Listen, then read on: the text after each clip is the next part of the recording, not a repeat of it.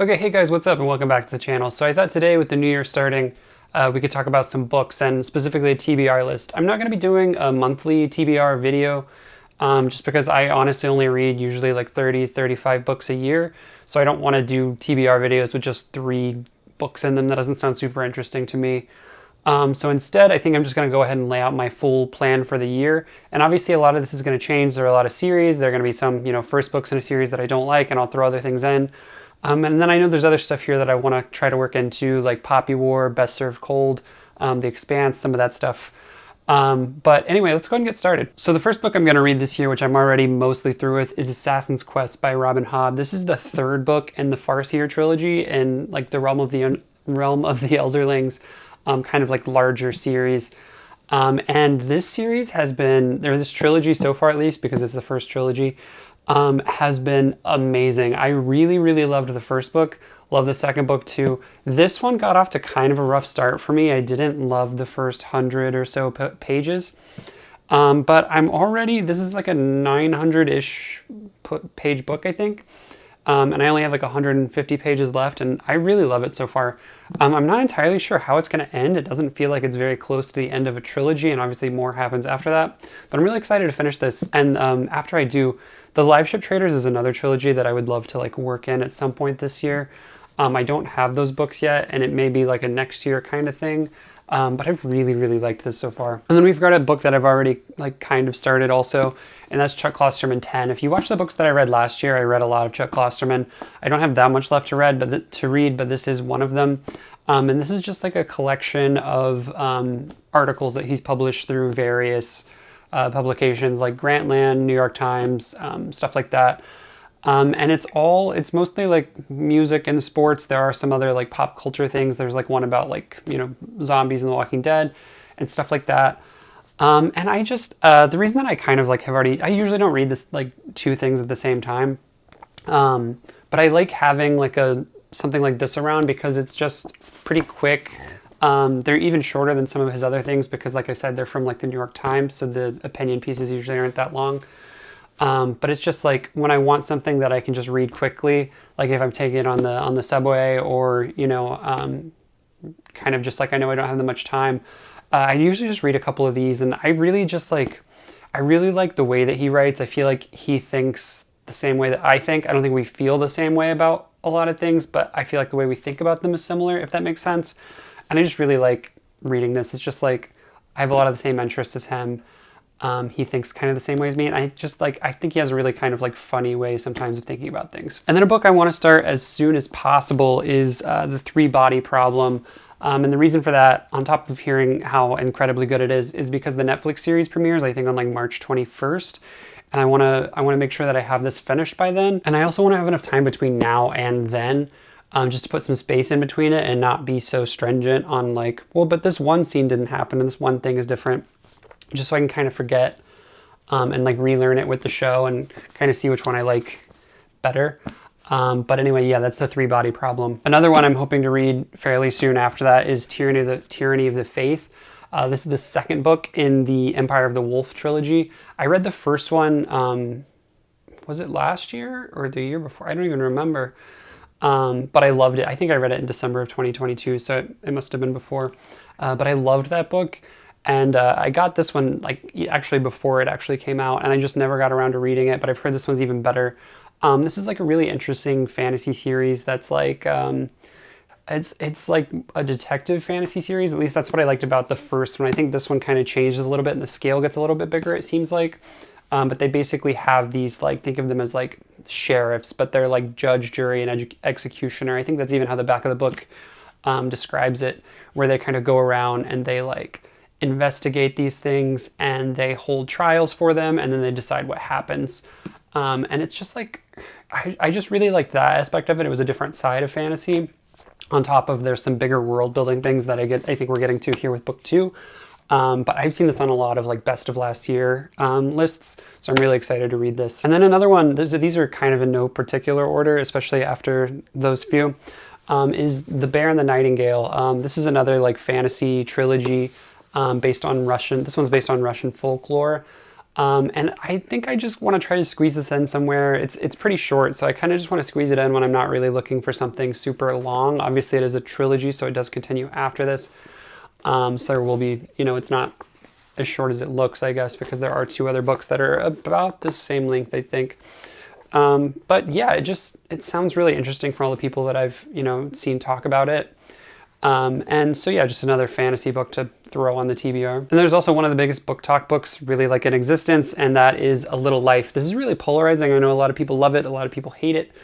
I want to know where I'm going to fall there. I would love a book that like kind of makes me cry, but I know a lot of people are saying it's just so like over the top with some of the things that it talks about. And I really have tried to stay away from knowing anything about this. But I think it is about a group of like, I want to say like 4 or 5 friends like in college and maybe like the years after. I'm not entirely sure, but I've heard a lot of really good things. I've heard a lot of bad things. I'm just excited to figure out what everybody's talking about. And this next one is a book that I actually just got for Christmas. And this is another one. I don't know a lot about it. I've just heard a lot of like overwhelming praise. I try to like stay out of knowing too much about things more than just the vibe and if I'm going to like that vibe. And this is one of those things. This is The Sword of Kaigen, which really blew up probably like 2-ish years ago now. Because it was self-published online, and it just got a paperback release, I think through Kickstarter. But this is, again, another thing that I don't know a lot about, other than that it is fantasy, and I think it's about like a mother during like a war, and I think it's kind of based on like Chinese cultures or like traditions, like something like that. Again, I've tried to stay away from learning too much about it, but this is another one that people have loved, and I just really want to know what all the hype is about. And now we're getting into a genre that is one of my easiest ones to read. I really love, it's horror, by the way, but I just really love horror books. Like, I don't know why, they're just so much, I get through them faster than I get through anything else. Like, once I start, I just can't put it down. And so one that I've heard is like one of the best ones, not even recently, just kind of in existence, is Ghost Story by Peter Straub. And I know that this one, I do know a little bit about this one, is like a group of, I want to say like 5 like middle-aged men all sitting around a campfire, and they're like telling these stories of like, I think like bad things that they've done in their past, but they all like collectively have this secret that they've been keeping to themselves for like 20 years, and that's starting to like unravel while they're telling some of these stories, I think. But yeah, it's got a Stephen King pull quote on the back, which is not the most, I feel like Stephen King will put a quote on like anything. But it does sound really, really interesting. I think it's been pretty well received throughout the like 20 or 30-ish years since it's been published. And I just want a good horror story. And then next is another one that I do know most of the concept to, at least, because that's what drew me to it. But that is The First 15 Lives of Harry August. This is by Claire North, who also wrote Ithaca, I believe, which I also haven't read, but it's kind of one of those like mythological retellings. This one is more, I don't know if I want to say sci-fi or like fantasy-ish. But basically what it's about is this guy, Harry August, who he like lives a full life, and then once he dies at any point, he just relives that life again with all of the knowledge that he has from the one before.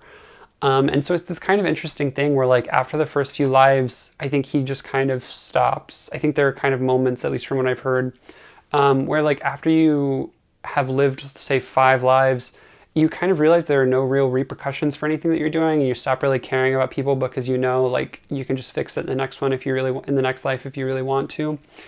And so, yeah, that's the concept, is essentially he just keeps living this life over and over and over again, and he can kind of change it as much as he wants because he knows what the outcome might be, based on his previous lives.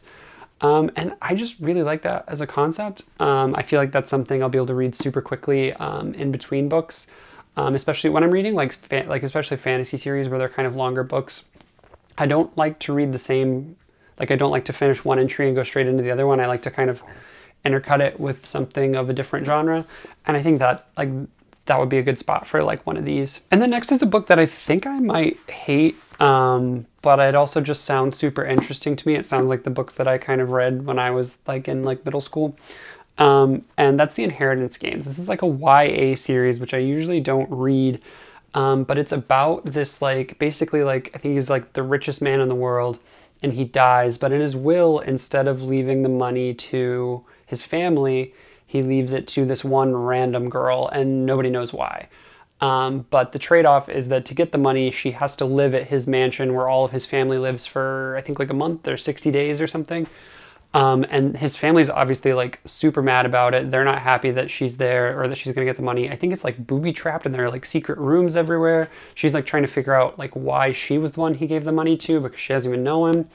And it honestly kind of reminds me, in middle school I read The Westing Game, and I don't know why that really just like stuck with me for a long time. And reading this, it sounded like a kind of a modern day Westing game.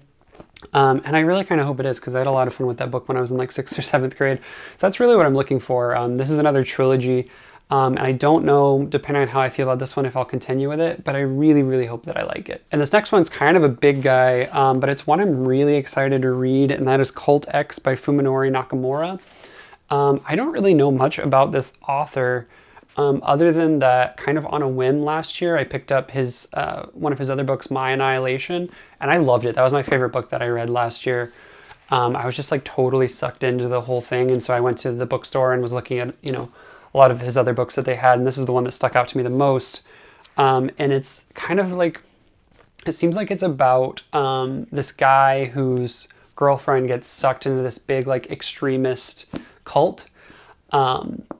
And so he wants to get her out, and so he's like also joining the cult to try to like bring her out. But in the process of trying to like get in with this cult to get to his girlfriend, the brainwashing starts to kind of get to him, and he starts to kind of like lose himself in these messages that this cult is kind of forcing on him.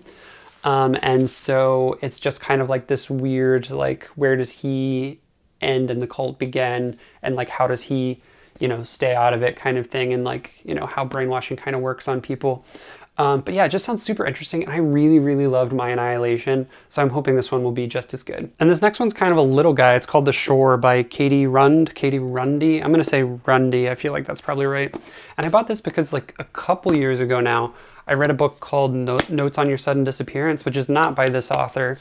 But reading this kind of synopsis, it reminded me of that. And I think even maybe somewhere on this book, or maybe just somewhere I saw online, I saw someone say that it really reminded them of Notes on a Sudden Disappearance. And I really liked that book. But kind of in that same vein, if you've read Notes on Your Sudden Disappearance, it's this kind of like coming of age story of this family that I think summers along the shore. And this girl's having a lot of kind of like family problems. I think she's just lost her dad, if I'm remembering correctly. And I really liked the vibe of Notes on Your Sudden Disappearance. This reminded me of that, and apparently has reminded other people of that. So I thought this sounded pretty interesting. And then next we've got some historical fiction, and that is Joan. This is like a fictional retelling of the story of Joan of Arc. And I don't know much about Joan of Arc other than the like basics. I also just feel like whenever I like read historical fiction or like watch a movie that's, you know, historical fiction or just history, I end up like trying to research as much as possible about it. So I think that'll be kind of a fun process after as well. And then I've got some more nonfiction here at the end. This is Chuck Klosterman, The 90s. This is another Chuck Klosterman book. This one is kind of a series of essays about things from the 90s. I think these essays, if I remember right, seem to be a little bit longer than some of his other things, because I want to say there's only like 6 or 7 of them. I could be wrong. No, there's 12. So they're still not super long, but yeah, it's just kind of like a traditional like pop culture 90s look back, but in kind of like a really like over analytical but also comedic kind of way, which is kind of what I like about Chuck Klosterman's stuff. And then I have The Creative Act, A Way of Being, and this is written by Rick Rubin. If you don't know who Rick Rubin is, he's like a really popular music producer. He's worked with like basically everyone, like whether that's like Johnny Cash or Kanye or Kesha or like literally any genre. But so he wrote this book that's literally just about creativity and like what it means and like how to be creative. And I just really liked it. I liked the idea of it because Rick Rubin, despite the fact that he's a music producer, he doesn't sing, he doesn't play an instrument. He doesn't even, I don't think he even knows how to like work like a soundboard or anything. He's just somebody that's there for the idea of what you're doing and like to help with that creative aspect of it.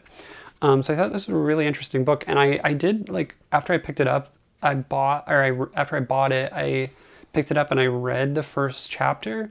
And it was only a few pages, but it was honestly just like one of the more inspiring things that I've ever read. So I'm really excited to read this. And then lastly in this TBR list is In the Dream House. This is like a nonfiction story of a woman who was in like a same-sex abusive relationship, and she's kind of re-theming that real-life story through the lens of like a horror movie. And so she's telling her story, her real story, but as if it were a horror book. And that just seems like an interesting concept. And like I said before, I love horror like as a genre, especially for books. So I'm really interested to kind of pick this up and see what it is and see how it's formatted and how it plays out. It just sounds really interesting to me. So yeah, that's my TBR. Like I said, it'll probably change. I'll probably add some more books from those series and take some of these out and add other things that I'm not even aware of at the moment. But yeah, so let me know what you think. Is there anything here I should prioritize, deprioritize? Is there anything I should add to it? Like I always want to know more. So comment down below if you have any thoughts. And then as always, if you like this kind of content, you want to see more, don't forget to like and subscribe.